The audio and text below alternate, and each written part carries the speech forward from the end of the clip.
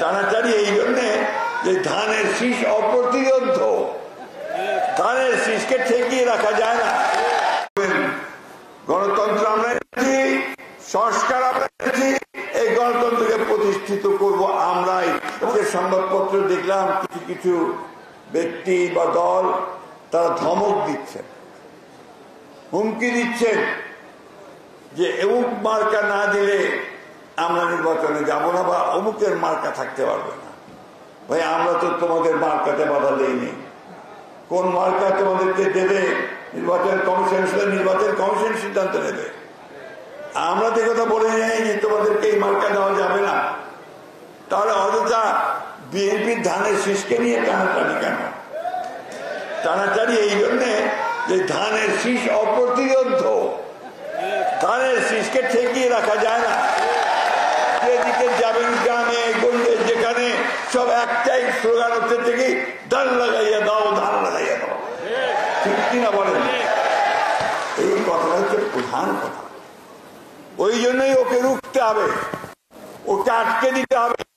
কারণ ধানের শীষ এসে গেলে ওই যে শত্রুরা আছে, সেই শত্রুরা তাদের সমস্ত কনস্পিরেসি চক্রান্ত থেকে পরাজিত হয়ে চলে যেতে বাধ্য। শেখ হাসিনা মানে আমাদের সেই আপনার মনস্টার শেখ হাসিনা এমনি এমনি পড়াইয়া দিতে যায় না, যেতে বাধ্য হয়েছে। কারণ আমরা সেই গ্রাউন্ড তৈরি করেছি, আমরা সেই ভিত্তি তৈরি করেছি।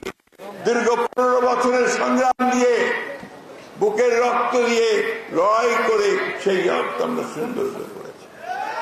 সুতরাং কেউ যদি আমাদেরকে প্রশ্ন করে, কোশ্চেন করে, এই কথা খুব স্পষ্ট করে বলতে পারবেন, জোর গলায় বলবেন, গণতন্ত্র আমরা এনেছি, সংস্কার আমরা এনেছি, এই গণতন্ত্রকে প্রতিষ্ঠিত করব আমরাই। এবং এর জন্য প্রয়োজন হলে আবারও বুকের রক্ত দিয়ে আমরা গণতন্ত্র করব। বন্ধুগণ, কয়েকদিন লাফালাফি করলেই গণতন্ত্র হয় না। গণতন্ত্র করতে হলে অনেক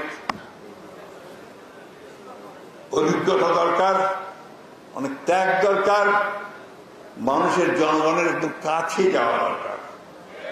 বিএনপি সেই পার্টি যে পার্টি মানুষের কাছে যাওয়া পার্টি। গণতন্ত্রের জন্য এই পার্টির সঙ্গে মানুষের একটা সম্পর্ক আছে।